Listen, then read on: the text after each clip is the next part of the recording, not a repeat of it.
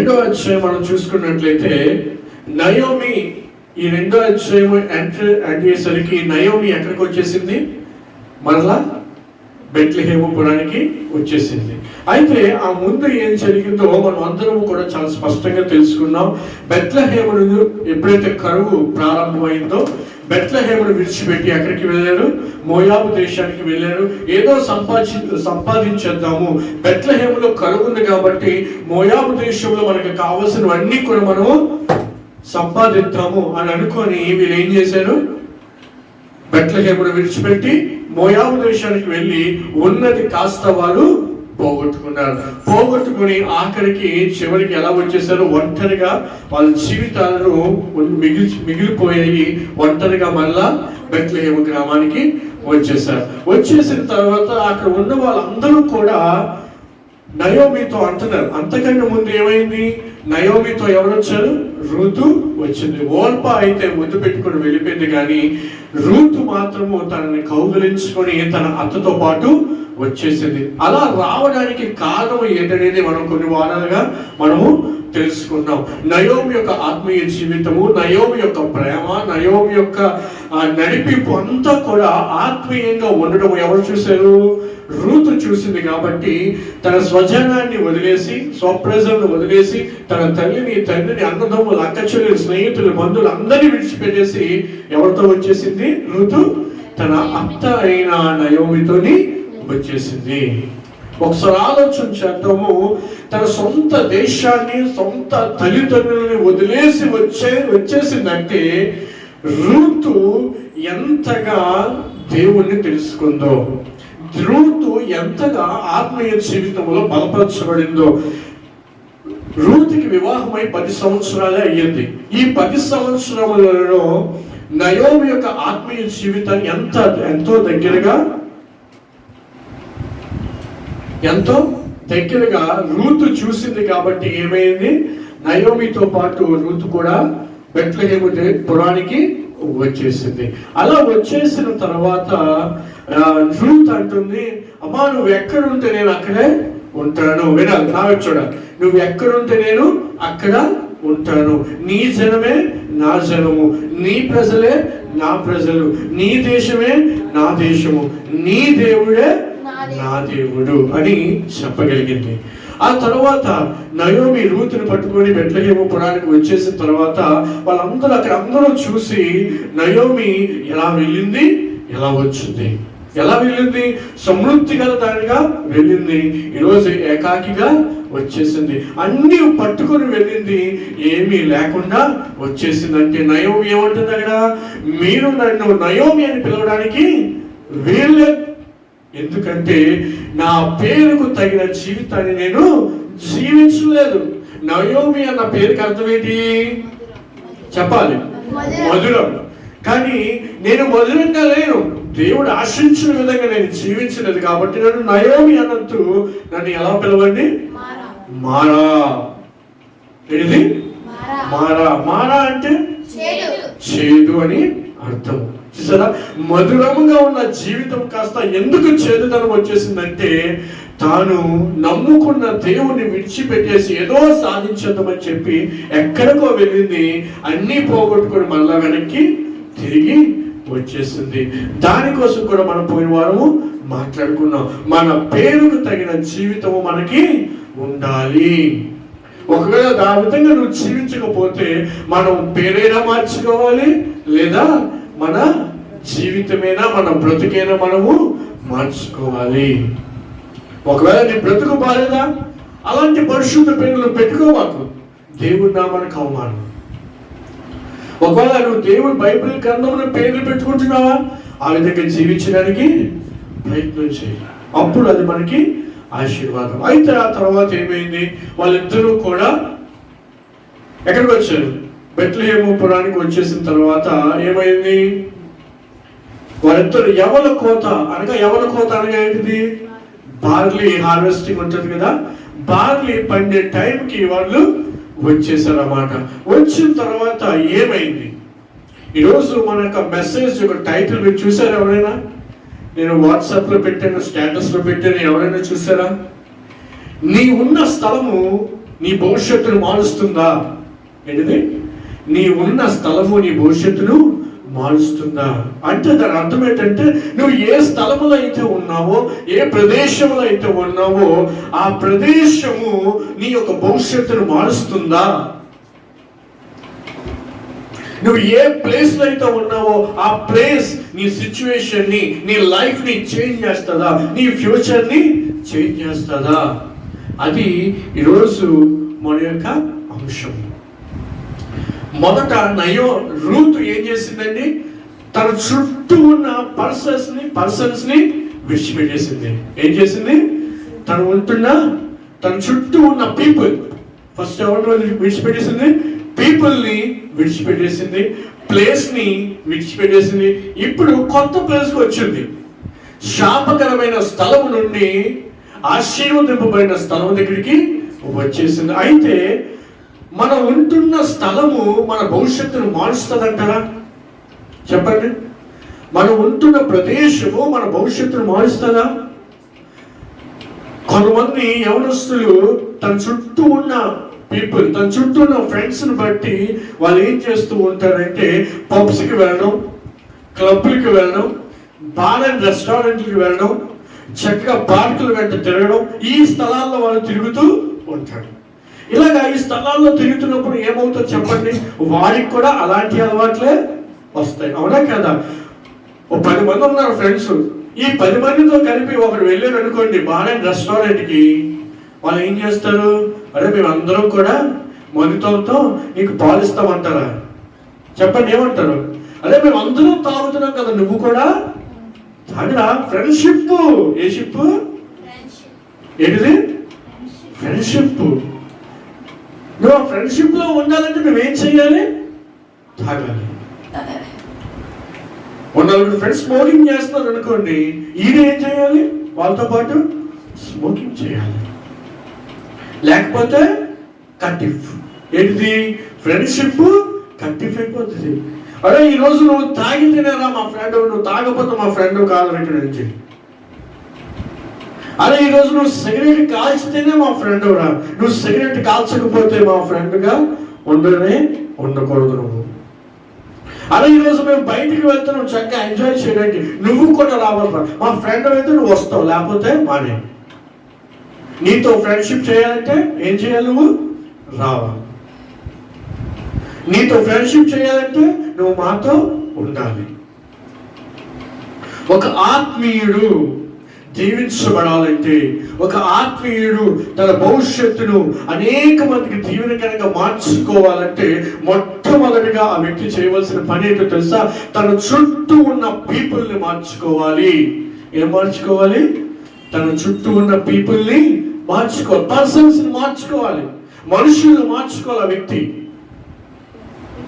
నువ్వు మనుషులను మార్చకుండా నువ్వు పవిత్రంగా ఉండవని ఎంత ట్రై చేసినా నీ వల్ల కాదు. అందుకే దేవుడి వాక్యం సెలవిస్తుంది ఏమని? దుష్టుల ఆలోచన చెప్పున నడవద్దు, పాపుల మార్గమున నిలవద్దు, అపహాసకులు కూర్చున్న చోటన కూర్చోవద్దు. నువ్వు నడవద్దు, నించోవద్దు, కూర్చోవద్దు. ఏం చేయాలి? నువ్వు నడవద్దు, నిలవబడద్దు, కూర్చోవద్దు. ఏం చేయాలి? పరిగెత్తాలి. ఏం చేయాలి?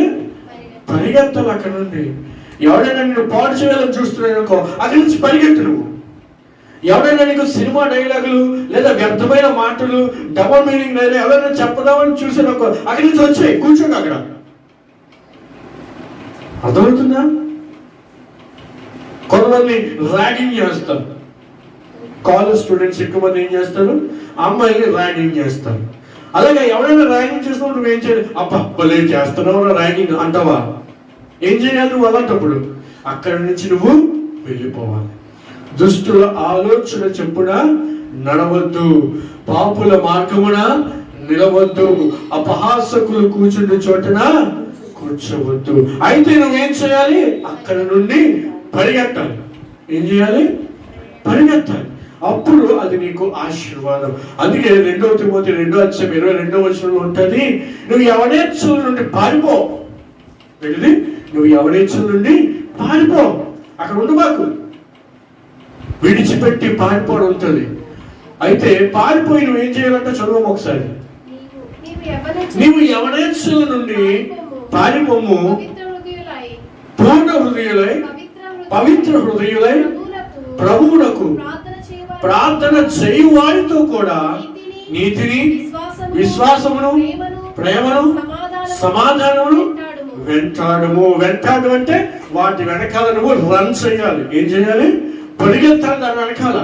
ఎవరైతే నీతిగా జీవిస్తున్నారో, ఎవరైతే పవిత్రంగా జీవిస్తున్నారో, ఎవరైతే దేవుని వాక్యాన్ని వింటున్నారో, ఎవరైతే దేవుని వాక్యానుసారంగా జీవిస్తున్నారో, ఎవరైతే నిత్యము దేవుని వాక్యం ధ్యానిస్తున్నారో, ఎవరైతే ఎల్లప్పుడూ ప్రార్థనలో ఉంటున్నారో, ఎవరైతే ఎల్లప్పుడూ సహవాసం కలిగి ఉంటున్నారో, నువ్వేం చేయాలి? వాళ్ళతో నీ స్నేహం ఉండాలి తప్ప పనికి మాలిన కబుర్లు ఆడుతున్నప్పుడు వాళ్ళ దగ్గరికి చక్కగా చేతులు కట్టేసుకొని వాళ్ళ కోసం ఏం చెప్తున్నారు, వీళ్ళ కోసం ఏం చెప్తున్నారని చెప్పి వినడం కాదు. ఏం చేయాలి? పవిత్ర హృదయులై నీతిని, ప్రేమను, విశ్వాసమును, సమాధానమును వెంటాడు. అది నీకు ఆశీర్వాదం. హల్లెలూయా, హల్లెలూయా. నువ్వేం చేయాలి? మొట్టమొదట నువ్వు నీ భవిష్యత్తు దీవించబడాలంటే, దేవుడు నీ కోసం దాచిపెట్టిన ఆ బంగారు భవిష్యత్తును అనుభవించాలంటే, మొట్టమొదటిగా నీ చుట్టూ ఉన్న మనుషులు మారాలి. ఎవరు మారాలమ్మా? మనుషులు పీపుల్ మస్ట్ చేంజ్. నీ చుట్టూ ఉన్న పీపుల్ నువ్వు చేంజ్ చేసుకోవాలి. నీ స్నేహితులు చేంజ్ చేసుకుంటే నీ జీవితము ఆశీర్వాదకరంగా ఉంటుంది. రెండవది, నువ్వు నీ యొక్క బంగారు భవిష్యత్తు, దేవుడికి ఇచ్చిన బంగారు భవిష్యత్తును నువ్వు అనుభవించాలంటే ఏం చేయాలి? రెండవది, నీ ప్లేస్. ఏం చేయాలి? నీ ప్లేస్ నువ్వు చేంజ్ అవ్వాలి. నువ్వు ఎప్పుడైతే నువ్వు ఉన్న స్థలము నువ్వు చేంజ్ అవుతావో, నువ్వు దీవెనకరంగా మారుతావు. అర్థమవుతుందా? ఎప్పుడైతే నీ స్థలం మారుతావో నువ్వు దీవెనకరంగా మారుతావు. రూత్ ఏం చేసిందంటే, మొదట తన చుట్టూ ఉన్న పీపుల్స్ ని మార్చేసుకుంది. చిన్నప్పటి నుండి మోయాబు దేశంలో ఉంది. చిన్నప్పటి నుంచి మోయాబీలతో స్నేహం చేసింది. చిన్నప్పటి నుంచి మోయాబీలే తనకి స్నేహితురాళ్ళు. అలాంటి స్నేహితులు అందరూ విడిచిపెట్టేసింది 10 సంవత్సరాల్లో. ఏం చేసింది? 10 సంవత్సరాల్లోని తన స్నేహితులు మారిపోయారు. తన తల్లిదండ్రులు విడిచిపెట్టేసింది, బంధువులు విడిచిపెట్టేసింది, అక్క చెల్లెలు అందరూ విడిచిపెట్టేసింది. ఎక్కడికి వచ్చేసింది? ఆత్మీయురాలైన నయోమితో వచ్చేసింది. తన పీపుల్ చేంజ్ అయిపోయారు. రెండవది, తన ప్లేస్ చేంజ్ అయిపోయింది. శాపకరమైన ప్రదేశం నుండి ఎక్కడికి వచ్చేసింది? ఆశీర్వదించబడిన ప్రదేశానికి ఋతు వచ్చేసిందండి. మరి ఋతు మోయాబు దేశంలో ఉన్న శపితకరమైన దేశంలో ఉన్నప్పుడు తన జీవితం ఏమీ బాగోలేదు. మరి తన స్థలము మారిన తర్వాత, ఏంటిది? తన యొక్క ప్రదేశము మార్చబడిన తర్వాత మరి తన జీవితము బాగుందా? తను దీవించబడిందా? తన భవిష్యత్తు ఎలా ఉంది అనేది ఇప్పుడు మనము మాట్లాడుకోబోతున్నాం. అదేనా? ఈ టాపిక్ మీకు అర్థం అవ్వాలంటే ఇదంతా చెప్పాలి కాబట్టి మళ్ళీ మీకు ఇదంతా కూడా రిమైండ్ చేశాను. ఇప్పుడు వీళ్ళు ఎక్కడికి వచ్చారు? నయోమి, రూత్ ఎక్కడికి వచ్చారు? బెత్లెహేము పురానికి వచ్చేసారు. వచ్చేసి అక్కడ వాళ్ళు బ్రతకడానికి ఏదైనా బ్రతుకు తెరువు కోసం ఏదైనా పని ఉందేమో అని చెప్పి ఆ పని చూసుకుంటున్నారంట. నయోమి పెనిమిటికి బంధువు ఒకడు ఉన్నాడు. ఎవరున్నారంట? నయోమి పెనిమిటికి ఒక బంధువుడు ఉన్నాడంట. ఎవరున్నారు? ఒక రిలేటివ్స్. నయోమి పెనిమిటి పేరేంటి? భర్త పేరు ఎలీమెలెకు. నయోమి యొక్క భర్త పేరేంటి? ఎలీమెలెకు. ఆ ఎలీమెలెకు ఒక బంధువు. ఎలీమెలెకు ఏ వంశానికి చెందినవాడు చెప్తారా? ఎలీమెలెకు ఏ వంశం నుంచి వచ్చినా ఒకసారి చెప్తారా ఎవరైనా? చెప్తే ఆశ్చర్యపోతారు. ఎలీమెలెకు ఏ వంశం నుంచి వచ్చాడంటే రాహాబు వంశం నుంచి వచ్చాడు. ఎక్కడి నుండి? రాహాబు వంశం నుండి. రాహాబు ఎవరు? వేశ్య. ఆ రాహాబు ఎవరంటే ఒక పాపిష్టురాలు, పాపము చేసిన స్త్రీ, ఒక వేశ్య. అలాంటి స్త్రీ ఎప్పుడైతే దేవుని కోసం విన్నదో, ఎక్కడ చూస్తాం మాట? ఆది కాండంలో చూస్తాం. వేగుల వారు వచ్చినప్పుడు ఏం చేస్తుంది? వాళ్ళని దాచిపెడుతుంది.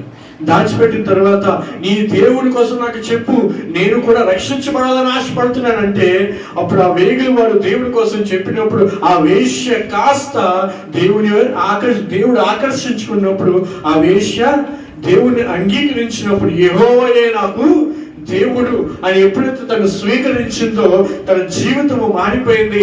ఆ రాహాబు ఎప్పుడైతే తన జీవితాన్ని మార్చుకుందో ఆ వంశము నుండి, ఆ రాహాబు యొక్క వంశము నుండి ఎవరు వచ్చారు? ఎలీమెలెకు వచ్చారు. ఆ ఎలీమెలెకు ఒక వంశానికి చెందిన వాడే ఈ యొక్క బోయాజు. అర్థమైందా? ఎలీమెలెకు ఏ వంశానికి చెందినవాడు? ఏ వంశం నుంచి వచ్చాడు? రాహాబు సంతానం నుండి వచ్చిన వాడు ఈ ఎలీమెలెకు. అర్థమవుతుందా? నేర్చుకోవాలి మనం. ఎలీమెలెకు ఏ జాతి నుంచి, ఏ సంతానం నుంచి వచ్చాడు? రాహాబు సంతానం నుంచి వచ్చిన వాడే ఎలీమెలెకు. ఎలీమెలెకు ఒక వంశముతో సమానంగా ఉన్నారు. ఆ వంశం వాడు ఎవరు? ఈ యొక్క బోయాజు. అర్థమైందా? అది ఒక శాపకరమైన దాని నుండి ఆశ్చర్యకరమైన తన వెలుగులోకి తీసుకొచ్చాడు దేవుడు రాహాబుని. రాహాబు ద్వారా ఎలీమెలెకు అదే వంశంలో పుట్టిన వ్యక్తి బోయాజు. చూసారా? అక్కడ రాహాబును మనం చూసుకున్నప్పుడు ఒకప్పుడు తన చుట్టూ ఉన్న మిత్రులు, స్నేహితులు ఒకరు ఎప్పుడైతే తన దేవుడి కోసం విన్నదో, తన జీవితాన్ని మార్చుకుందో, తన చుట్టూ ఉన్న మనుషుల్ని మార్చేసింది, పవిత్రంగా జీవించడము ప్రారంభించింది. ఒక వ్యక్తి తన చుట్టూ ఉన్న తన స్నేహితులు మార్చుకుంటే, తన ఉంటున్న ప్రదేశాన్ని మార్చుకుంటే ఆశీర్వదించబడతారు అనడానికి రుజువు ఈ రాహాబు. అర్థమవుతుందా? ఈ రాహాబు ఇంకా మనం చూసినట్లయితే ఎక్కడుందో తెలుసా? క్రీస్తు వంశావళిలో ఉంటుందండి రాహాబు. ఒక వేశ్య వంశమును బట్టి కూడా ఈ విధంగా రూతు, ఆ తర్వాత ఆ విధంగా దావీదు ఆ విధంగా వచ్చారు. దావీదు వంశం నుండి క్రీస్తు అనబడే అభిషక్తుడు వచ్చాడు. చూసారా? మన చుట్టూ ఉన్న మనుషుల్ని మనం మార్చుకుంటే, మనం ఉంటున్న ప్రదేశాన్ని మనం మార్చుకోగలిగితే తప్పకుండా మన జీవితంలో ఆశీర్వాదాన్ని చూడగలుగుతాము. హల్లెలూయా, హల్లెలూయా. నయోమికి ఒక పెనిమిటి ఉన్నాడంట. ఆ పెనిమిటి ఎవరంట? చాలా ఆస్తిపరుడు. ఎవరు? చాలా చెప్పాలి, చాలా చెప్పాలి అందరూ. చాలా ఆస్తిపరుడు. అతడు ఎలీమెలెకు వంశపు వాడై ఉండెను. అతని పేరు బోయాజు. ఏం పేరండి? బోయాజు. మోయాబీయురాలైన రూతు తన అత్తతో అంటుంది, ఏమని? అత్త, నీ సెలవైన ఎడల నేను పొలములోనికి పోయి ఎవని కటాక్షము పొందగలనో వాని వెనుక పరిగె నేరుకొందునని నయోమితో చెప్పగా ఆమె నా కుమారి పొమ్మనెను. ఏమందంట? నయోమితో రూత్ ఏమందండి? అత్తగారు, మీరు ఇలాగే ఉంటే పనులు అవ్వవు. ఏంటిది? మనం అన్ని కోల్పోయాం, అందరినీ కోల్పోయాం కాబట్టి మనం ఇలా ఒంటరిగా ఉంటే ఏ పని అవదు. మనం బ్రతకడానికి, బ్రతుకు తెరువు కోసం మనం ఏదో ఒకటి సంపాదించాలి, ఏదో ఒక పని చేయాలి. కాబట్టి అత్త, నేనేం చేస్తానంటే మన ఊళ్ళో ఉన్న పొలంలోకి వెళ్తాను. ఆ పొలంలోకి వెళ్ళి ఎవరి వెనకైనా వెళ్ళి ఆ పొలంలో నీ పరిగెలు నేను ఏరుకుంటాను, నాకు పర్మిషన్ ఇస్తావా అని చెప్పి ఎవరిని అడిగింది? తన అత్తని అడిగింది ఈ రూతు. ఇక్కడ మనకు కొన్ని అంశాలు, అద్భుతమైన అంశాలు ఇక్కడ మనం నేర్చుకుంటాం.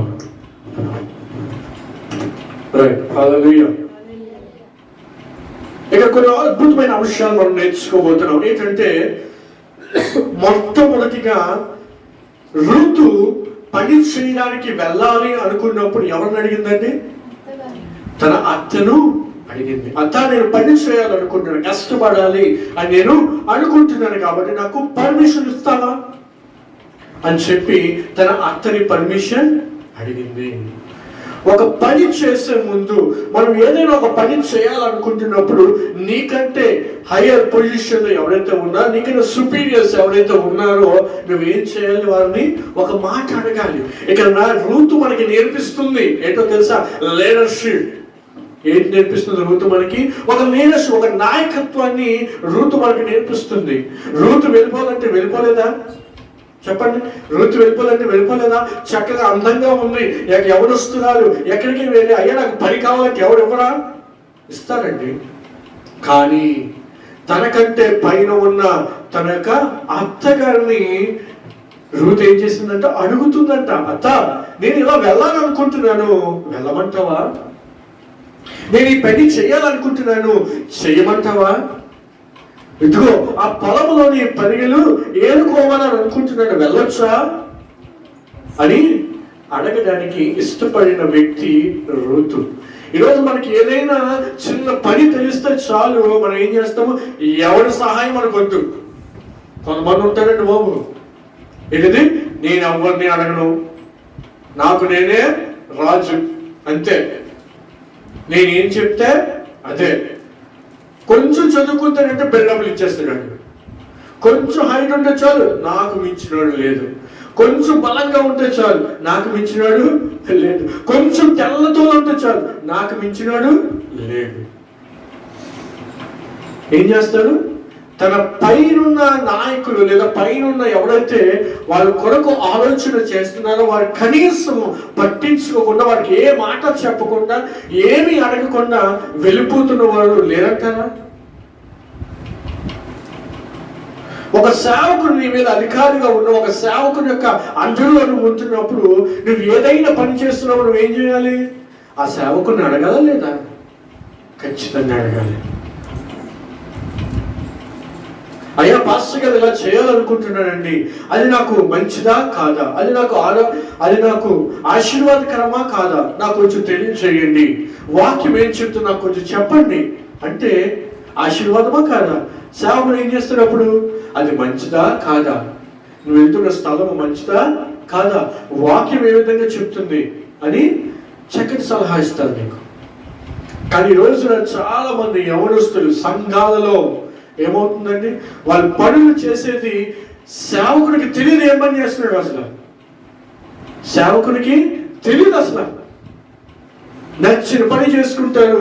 సమస్యలు వచ్చిన తర్వాత సేవకుడి దగ్గరికి వస్తారు. పాస్టర్ గారు నా బ్రతికి ఇలాగ అయిపోయిందండి, పాస్టర్ గారు ఇలాగ అయిపోయిందండి, ఏం చేయాలి అర్థం కావట్లేదు.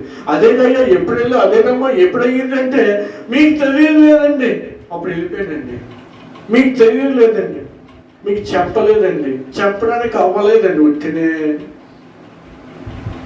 చెప్పడానికి అవ్వలేదంట. ఫోన్లు లేవా, మెసేజ్లు లేవా? ఇప్పుడు రావడానికి నీకు అవ్వకపోతే కనీసం నీ కొరకు ఆలోచించే వాడికి ఏం చేయాలి? నువ్వు ఒక మెసేజ్, ఒక ఫోన్ కాల్ నువ్వు చెప్పాలి చేసి. కానీ ఈ రోజున చాలా మంది కుటుంబాలు విడిపోవడానికి, సంఘములోని మిస్అండర్స్టాండింగ్స్ రావడానికి కారణం ఏంటో తెలుసా? ఎవరైతే తమ పైన ఉన్నారో వారికి ఒక్క మాట కూడా చెప్పకుండా ఏ ఆలోచన వస్తే ఆలోచన చేసేది, ఏం చేయాలనిపిస్తే అది చేసేది, ఎక్కడికి వెళ్ళాలనిపిస్తే అక్కడికి వెళ్ళిపోవడం, చివరికి సమస్యలు కొని తెచ్చుకోవడం. ఎంత దౌర్భాగ్యం అండి. నీ కొరకు ఒక స్నేహితుడు ఆలోచిస్తున్నప్పుడు కనీసం ఆ స్నేహితునికి కూడా తెలియకుండా కొన్ని పనులు చేస్తున్నాం లేదా?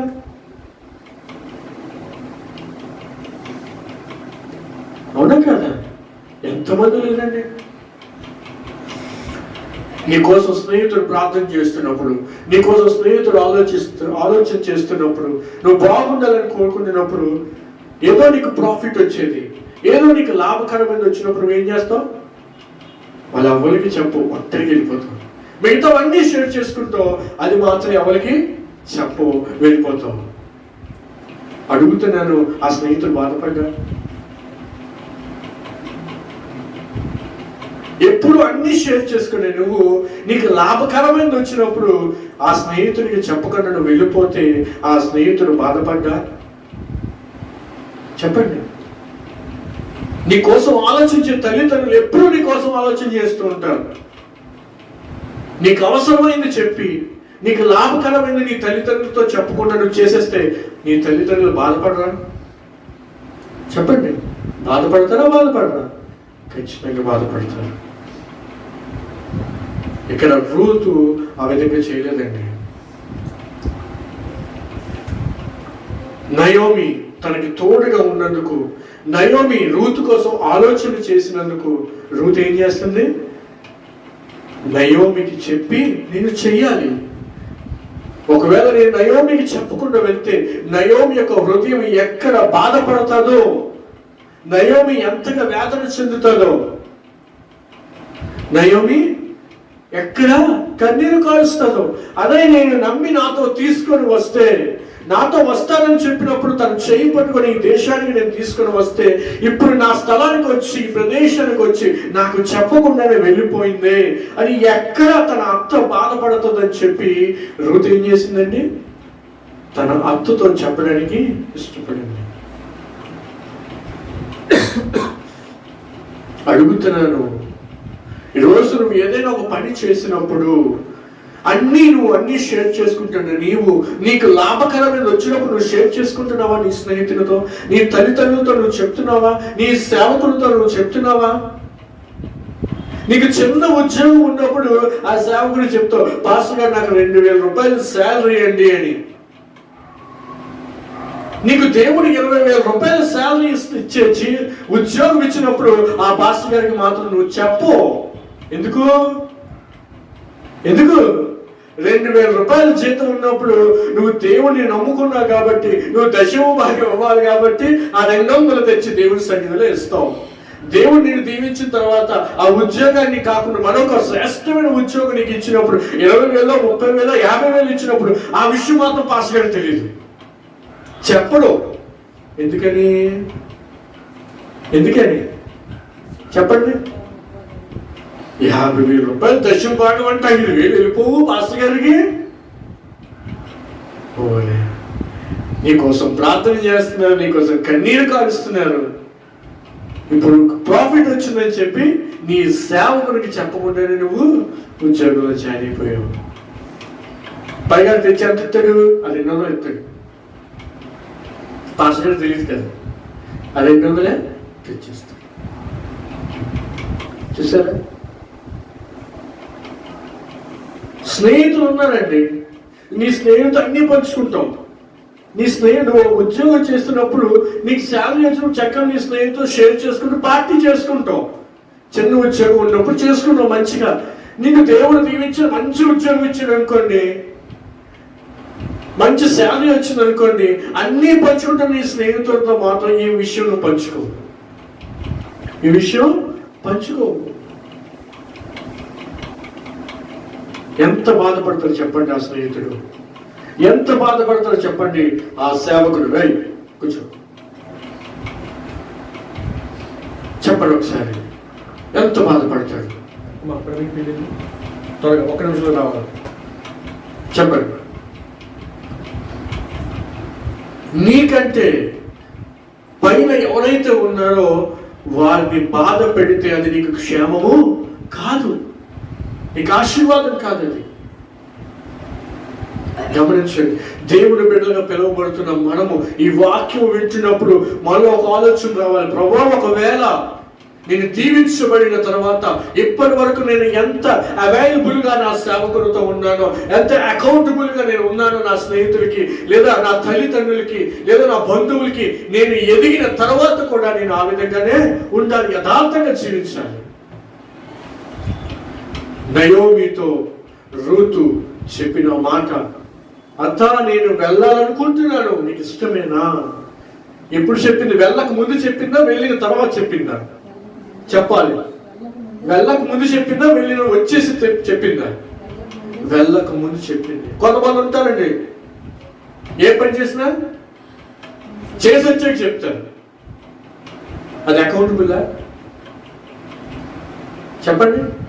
కాదు. నువ్వు ఏదైనా పని చేసినప్పుడు చేసే ముందు చెప్పాలి ఒక విషయం. అది ఆశీర్వాదం. బైబిల్ చెప్తున్న మాట, బైబిల్ వాక్యం అదే స్పష్టంగా చెప్తుంది. నువ్వు చేసేసిన తర్వాత చెప్పడం కాదండి, నువ్వు చేసే ముందు చెప్తే నీకోసం ప్రార్థన చేస్తారు. నువ్వు వెళ్ళే ముందు చెప్తే నీ ప్రయాణం కోసం, నీ మార్గం కోసం, నీకు అక్కడ క్షేమం కోసం ప్రార్థన చేస్తారు. ఏమో మళ్ళీ నేను పిలవాలా?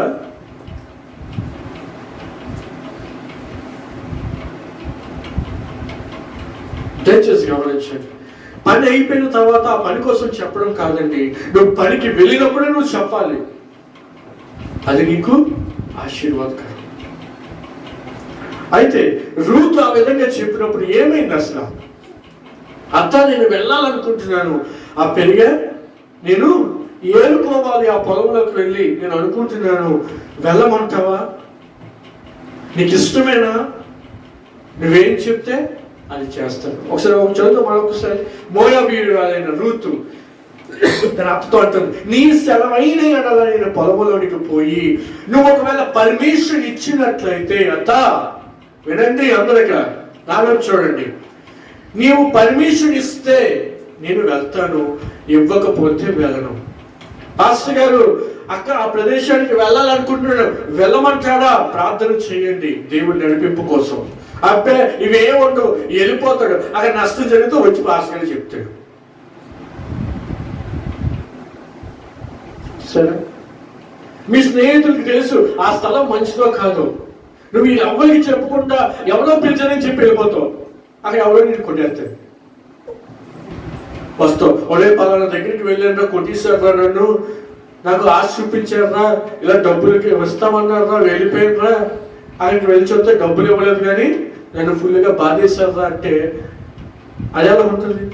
అదే స్నేహితులు చెప్పుంటే, అరే నన్ను ఇలాగ ఎవరో రమ్మన్నారా, డబ్బులు ఇస్తారంట, వెళ్తున్నాను, ఎందుకైనా మంచిది, మీరు కూడా నన్ను ఫాలో అవ్వండిరా అంటే ఆ డబ్బులు కాస్తాడా?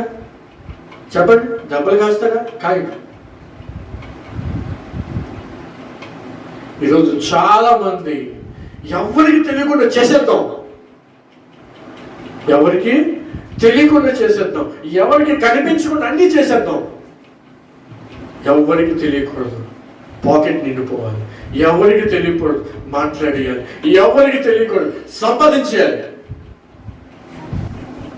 అది నీకు ఆశీర్వాదము కాదు.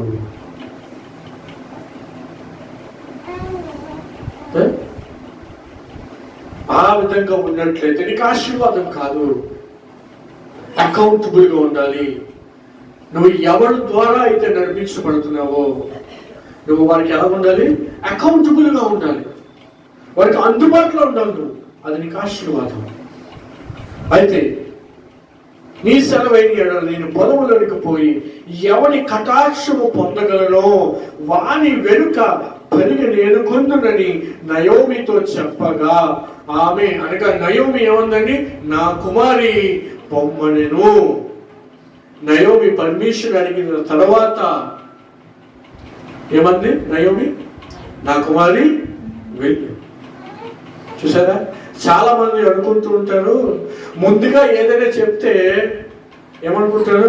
వెళ్ళొద్దంటారేమో, ముందుగా ఏమైనా చెప్తే వద్దంటారేమో, ముందుగా ఏమైనా చెప్తే అవదేమో, ముందుగా చెప్పేస్తే ఏంటి అది కళ్ళన్నీ పడిపోతాయేమో. దేవుడు నమ్ముకున్నావు, ఎవరు నమ్ముకున్నారు? అడుగు. ఏం చేస్తారు? చూసారు అలాంటి వాళ్ళని? ముందుగా చెప్పదు, పని అయిపోయి చెప్తాం. ముందు చెప్పొద్దు, పని అయిపోయి వెళ్తాం.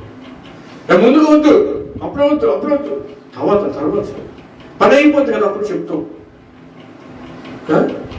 పని అయిపోయి చెప్తావా? నీ పని సక్సెస్ఫుల్ కావాలంటే ముందు ఇక్కడ స్టెప్ ఉంది, ఆ స్టెప్ ను ఫాలో అవ్వాలి. నీకు ఆశీర్వాదకరం. నయం ఏముంది?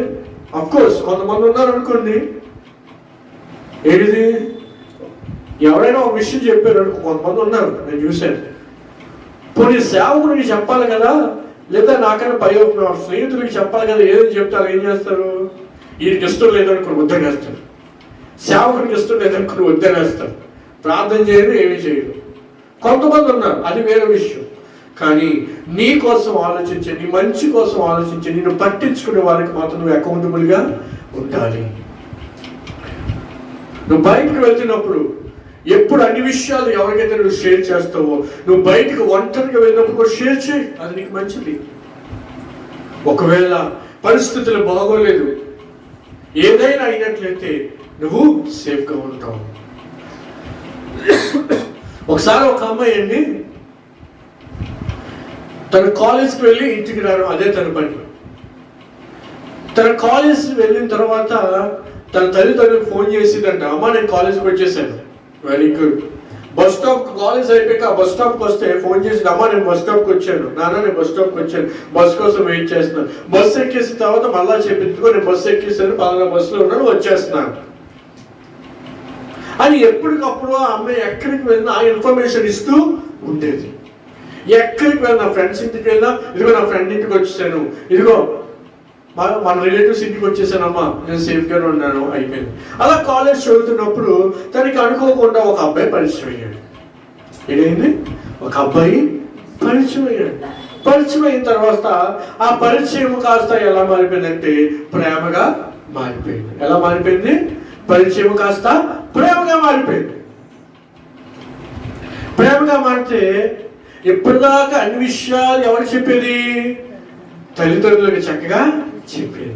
ఎప్పుడైతే ఈ ప్రేమలో పడిందో తల్లిదండ్రులకి చెప్పడం మానేసింది. ఒకరోజు వాడు ఎక్కడ కూడా అమ్మన్నాడంట, మనం నైట్ డిన్నర్ చేద్దాం, చక్కగా చాలా రోజులు అయ్యింది, మనం లవ్ చేసుకుంటున్నాం కదా, మనం ఏం చేయాలి? డిన్నర్ చేయాలి. లవ్ చేస్తే డిన్నర్ చేయాలి. మనం లవ్ చేసుకుంటున్నాం కాబట్టి మనం ఈరోజు డిన్నర్కి వెళ్దాం రా. కాలేజ్ అయిపోయినట్టు నువ్వు డైరెక్ట్గా రెస్టారెంట్కి వచ్చాయి, అక్కడ మనం డిన్నర్ చేద్దాం అంటే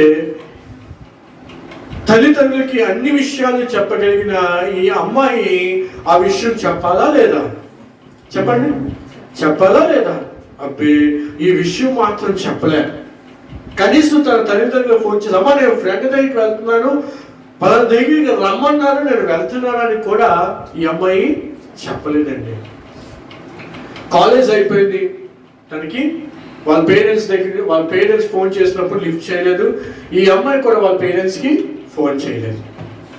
గంట అయిపోయింది, ఫోన్ లేదు. 2 hours అయిపోయింది, ఫోన్ లేదు. 3 hours అయిపోయింది, ఫోన్ లేదు. 4 o'clockకి తన కాలేజ్ అయిపోతే 9 వరకు కూడా తన ఇంటికి రాలేదు. 9 వరకు ఇంటికి రాలేదు. పేరెంట్స్ ఫోన్ చేస్తే ఫోన్ స్విచ్ ఆఫ్. పోనీ ఈ అమ్మాయి చేసిందా ఫోన్ అంటే ఈ అమ్మాయి కూడా ఫోను చేయలేదు. ఏం జరిగింది? అక్కడ తల్లిదండ్రులు అల్లాడిపోతున్నారు. ఏమైంది?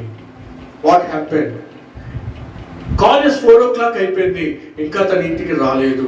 తన స్నేహితులు ఇంటికి వెళ్ళారు, అడిగితే వాళ్ళు చెప్పేశారు, ఏమనంటే కాలేజ్ అయిపోయినట్టే మేము అందరం కూడా బస్ స్టాప్కి వచ్చాము, తన మాతో రాలేదు, వేరే బస్సులో వస్తానంది, ఏమైందో మాకు తెలియదు. తన బంధువులు ఇంట్లో ఎవరిల్లైతే దగ్గర ఉందో వాళ్ళందరికీ ఫోన్ చేసుకోండి, అమ్మాయి వచ్చిందా లేదా, మా రాలేదు, ఏమైంది? 4 గంటలకు కాలేజ్ అయిపోయేది, 4 గంటలు అయిపోయింది, 9 అయ్యింది, ఇంకా ఇంటికి రాలేదు. తల్లిదండ్రులు పోలీస్ స్టేషన్కి వెళ్ళారు, కంప్లైంట్స్ ఇచ్చారు. ఆ రోజు నైట్ అంతా కూడా ఎంక్వైరీ చేశారు, తిరిగారు చుట్టూ, ఎక్కడ పడితే అక్కడికి వెళ్ళి అమ్మాయి రాలేదు, ఏమైంది అని చెప్పి చుట్టూ తిరిగారు. ఇన్ఫర్మేషన్ ఎక్కడ రాలేదు. ఎర్లీ మార్నింగ్ 6, 7 ఆ టైంకి ఏదో ఒక న్యూస్ వచ్చింది. ఏమనంటే ఒక అమ్మాయి చచ్చిపోయి ఒక పొలములో ఉంది. ఎక్కడుంది? ఒక అమ్మాయి చచ్చిపోయి, గుర్తు తెలియని అమ్మాయి చచ్చిపోయి ఒక పొలములో పడేసి ఉంది.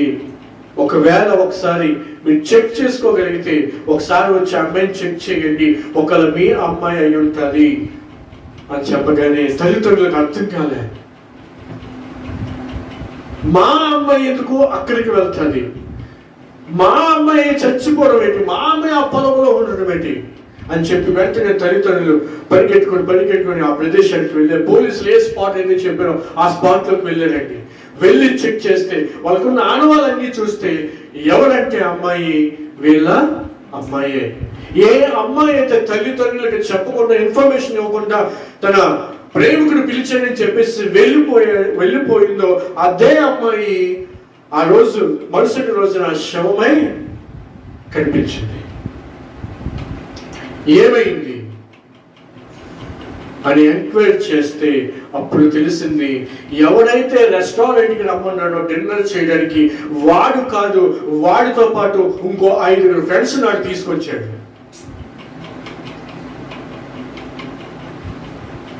చూసారా? వాడితో పాటు వాడి లాంటి 5 స్నేహితులు వాడు తీసుకొచ్చి ఆ రోజు రెస్టారెంట్కి. ఏమైంది? ఇంతకి డిన్నర్ చేసిన తర్వాత మా ఫ్రెండ్స్ అందరినీ ఇంట్రడ్యూస్ చేశారు. సరదాగా వెళ్దాం పద మనం బయటికి, కార్ బుక్ చేసుకుని సరదాగా వెళ్ళారు. ఎవరు లేని ప్రాంతము, చీకటి ఉన్న ప్రాంతంలోకి పొలంలోకి తీసుకెళ్లారు, బలవంతం చేశారు, చంపేశారు. చూసారా? ఎప్పుడు నువ్వు అందుబాటులో ఉన్న నీ తల్లిదండ్రులకి నువ్వు ఒక్క మాట ఫోన్ కాల్ చేయకపోవడం వల్ల, ఇన్ఫర్మేషన్ ఇవ్వకపోవడం వల్ల తన ప్రాణమే కోల్పోయిందండి. ఒకవేళ రూతు తన అత్తకి చెప్పకుండా పొలంలోకి వెళ్ళినట్లయితే అక్కడ ఉన్న యవనస్తులు ఏం చేసినా నయోమికి తెలుస్తుందండి? తెలియదు.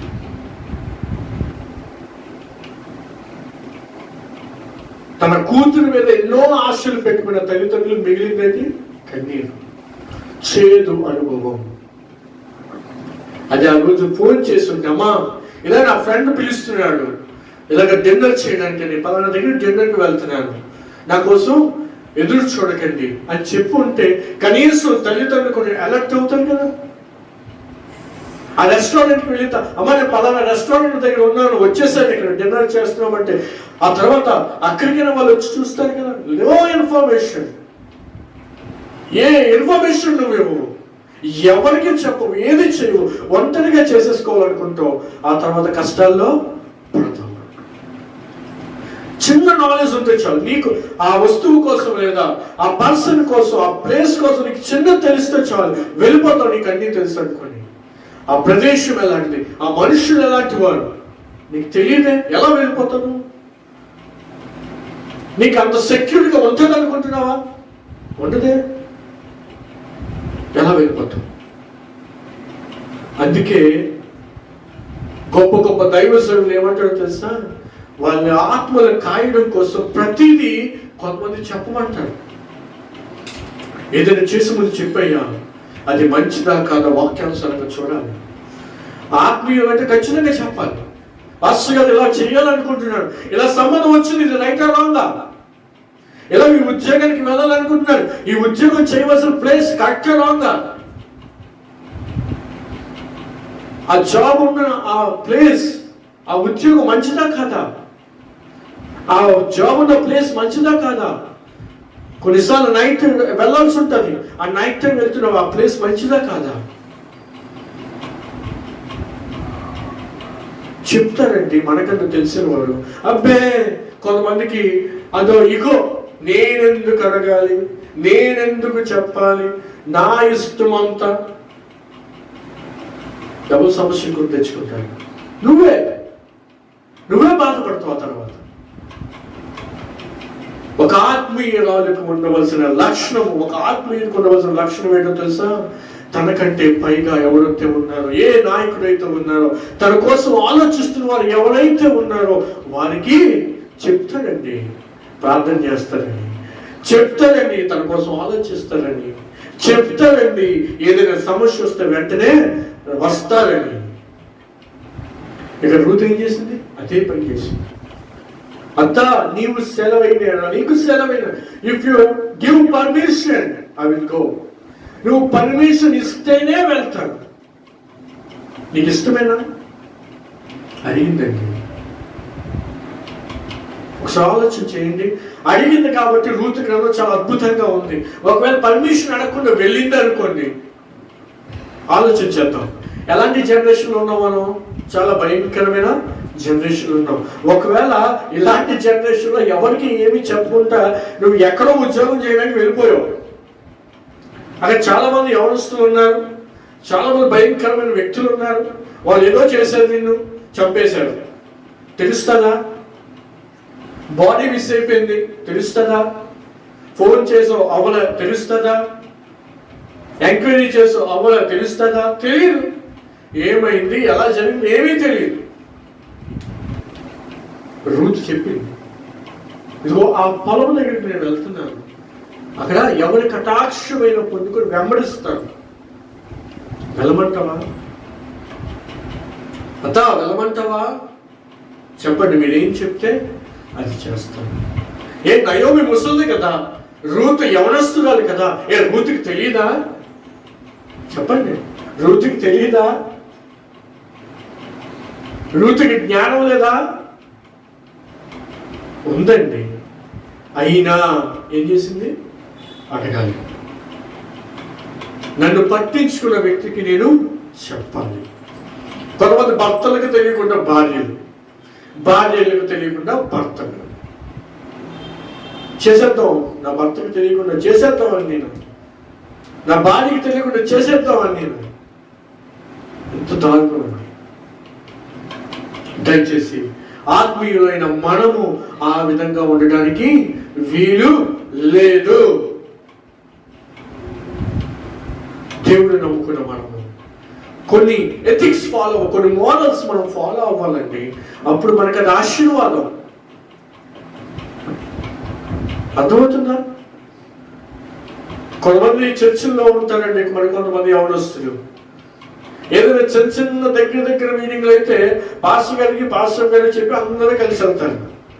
దూరం లాంగ్ మీటింగ్ అనుకోండి, పాస్టర్ గారికి చెప్పరు, యవనస్తులే వెళ్ళిపోతారు. అమ్మాయిలు అబ్బాయిలు కలిసి ఎంజాయ్ చేస్తారు కదా. దూరంగా వెళ్తే ఎంజాయ్ చేస్తారు కదా, మాట్లాడుకొని కబుర్లు చెప్పుకుంటూ డ్యాన్స్లు వేసుకొని బాగుంటుంది. దగ్గర అయితే పాస్టర్ గారు వెళ్ళమంటారా, పాస్టర్ గారు వెళ్ళమంటారు, అబ్బో ఏం నటిస్తారంటే అది నటిస్తారు. అదే దూరం మీటింగ్ అయితే, వేరే ఊరు వెళ్ళాలంటే చక్కగా క్యాబ్ బుక్ చేసుకుంటే అమ్మాయిలు అబ్బాయిలు మొత్తం జంప్ అంతే. ఆ తర్వాత చెప్తారు పాస్టర్ గారికి, అలా ఇలా వెళ్ళామన్నాడు, మీటింగ్ చాలా బాగా అయిందన్నా. అవునా? ఆ చెల్లెమ్మ అన్న చాలా బాగా అయిందన్న ఆ మీటింగ్. కొన్ని రోజులకి తెలుస్తుంది, ఏమని? అన్నా నన్ను మోసం చేశాడన్నా. ఎవడో చర్చిలో వాడే. ఎప్పుడమ్మా? అప్పుడు వెళ్ళావు కదన్నా, మీకు చెప్పకుండా మీటింగ్కి. అప్పుడన్నా చూశాను నేను, జరిగినవే మీతో మాట్లాడుతున్నాను. చూసారా ఎంత భయంకరమైన దినాల్లో ఉన్నాము. అందుకే ఒక విషయం చెప్పండి, బయటకు వెళ్తున్నప్పుడు అమ్మాయిలు అబ్బాయిలు కలిసి వెళ్తున్నప్పుడు జాగ్రత్త. ఒక పెద్దవాళ్ళు ఖచ్చితంగా ఉండాలి. ఎవరు వస్తుంది కదా వెళ్ళిపోవద్దు, ఊపేసుకోండి. ఉండాలి, పెద్దవాళ్ళు ఉండాలి మీ మధ్యలో. మీరు ఎక్కడికి వెళ్ళిన జాగ్రత్త. ఈరోజు ఈ మాటలు వింటున్న జాగ్రత్త. మీరు బయటికి వెళ్తున్నప్పుడు, యవనస్తులుగా బయటికి వెళ్తున్నప్పుడు మీ మధ్యలో పెద్దవాళ్ళు తప్పకుండా ఉండాలి. పెద్దవాళ్ళు లేకుండా మీరు వెళ్ళిపోవడానికి వీల్లేదు. అది మీకు మంచిది కాదు. అర్థమవుతుందా? అది నయోమి ఏం చేసిందండి? రూతు ఏం చేసింది? నయోమిని అడిగిందండి, వెళ్ళొచ్చా అత్త? వెళ్ళాలా? వెళ్ళమ్మా. పర్మిషన్ ఇచ్చిన తర్వాత తను వెళ్ళడానికి ఇష్టపడింది. ఈరోజు మనం వెళ్ళమన్నాం. కనీసం మనుషులు సంగతి పక్కన దేవుణ్ణి అడుగుతున్నామా మనం? ప్రభా పలానా ఉద్యోగానికి వెళ్ళాలనుకున్నాడు, అది మంచిదా కాదా మాట్లాడు ప్రభా. ప్రభా ఇలా వివాహం చేసుకోవాలనుకుంటున్నాడు, ఆ వ్యక్తి మంచిదా కాదా, ఆ అమ్మాయి మంచిదా కాదా, నాతో మాట్లాడు ప్రభా, నీ చిత్తంలో జరిగించు ప్రభా. అడుగుతున్నావా? ప్రభా పలానా దగ్గరికి వెళ్ళాలనుకున్నా, వాడు పిలిచారు, అక్కడ మోసం అంటే నన్ను తప్పించు ప్రభా. అడుగుతున్నావా? వితౌట్ గాడ్స్ పర్మిషన్, దేవుని ప్రమేయం లేకుండా, దేవునికి ఇష్టమా కాదు అడగకుండా, దేవుని చిత్తమా కాదు అడగకుండా వెళ్ళిపోతున్నావు, నష్టపోతున్నావు. మళ్ళా దేవుని సన్నిధికి వచ్చి, ఎందుకు ప్రభువా నాకు ఇలా చేసావు? ఏంటిది?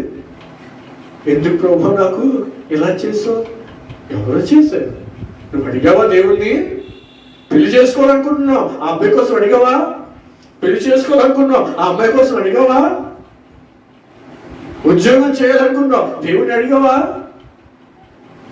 చదవాలనుకుంటున్నావు, దేవుణ్ణి అడిగావా? అబ్బే, కొంతమంది చదువు కోసం ఎంత దూరమైనా వెళ్ళిపోతారు, ప్రాణాలు కోల్పోయి వస్తారు. ఎందుకంట చదువు కోసం ఎక్కడికెక్కడికో వెళ్ళిపోతారు. తల్లిదండ్రులు వద్దంటున్నా, పెద్దవారు వద్దంటున్నా, అమ్మ ఆ ప్రదేశం మంచిది కాదు, అంత దూరం వద్దు, ఒకదానివన్నీ నేను చదవాలి, నేను డిగ్రీ పొందేసుకోవాలి, అది పొందేసుకోవాలి, నేను ఫేమస్ అయిపోవాలి, వెళ్ళిపోతుంది ఎక్కడికో చదువుకోవడానికి. సంవత్సరం తర్వాత తెలుస్తుంది ఈ గడురాలు ఎంత గడురాలు, ఈ అబ్బాయి ఎంత గడుడో. సింగిల్గా వెళ్తాడు, ఇద్దరుగా వస్తాడు. ఎలా అంటే నేను చదువుకున్న దగ్గర ఈ అమ్మాయి నచ్చింది, పెళ్లి చేసేసుకున్నాను, నేను చదువుకున్న దగ్గర ఈ అబ్బాయి నచ్చాడు, పెళ్లి చేసేసుకున్నాను. అవ్వలేదు ఇంకా నాకు చెప్పడానికి. ఎంత దారుణం అండి. అలా జరిగిన కుటుంబాలు ఎన్నో నాశనం అయిపోయాయి. దేవుడికి చెప్పకుండా, దేవుడి పర్మిషన్ లేకుండా చేసే ఏ పని కూడా నిలబడదు. అది మీకు ఆశీర్వాదాన్ని ఇవ్వదు. జాగ్రత్త. ఏదైనా చేసే ముందు దేవుడిని అడగండి, ప్రభువుని అడగండి. ప్రభా నీకు ఇష్టమా కాదా, నీ చిత్తమా కాదా, ఆ ప్రదేశానికి వెళ్తున్నాను, నీ చిత్తమైతే నడిపించి, ఆ ఉద్యోగానికి వెళ్తున్నాను, నీకు ఇష్టమైతే నీవు, ఆ వ్యక్తిని వివాహం చేసుకోవాలనుకుంటున్నాను, నీ చిత్తమైతేనే నాకు అనుగ్రహించి, లేకపోతే లేదు. నువ్వు నాతో మాట్లాడాలి, అప్పుడే నేను ముందుకు వెళ్తాను, లేకపోతే లేదు. కంగారు పడద్దు. అది మనకి ఆశీర్వాదము కాదు. రూతు కంగారు పడలేదండి. అడిగింది, వెళ్ళమంటావా, వెళ్ళమంటావా?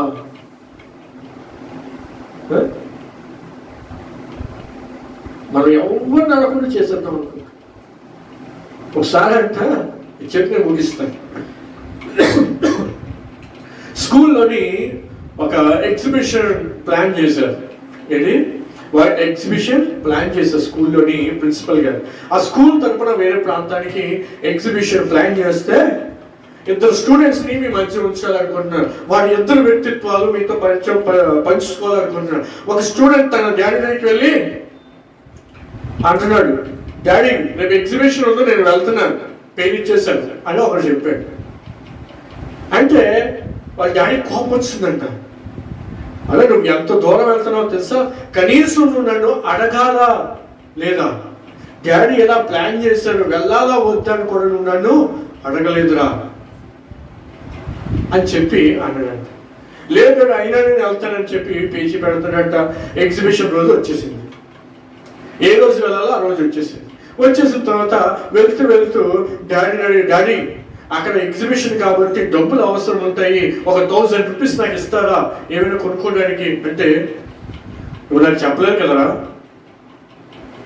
చెప్పాను కదా డాడీ వెళ్తున్నాను పేరిస్తానని. అది కాదురా, ఇలా ప్లాన్ చేశారు వెళ్ళమంటారా, నువ్వు అడగలేదు కదరా, నేను పర్మిషన్ ఇవ్వలేదు నీకు. ఇప్పుడు నీకు ఏది అవసరమో అది నువ్వు తీసుకెళ్ళు, నన్ను అడగబాకు.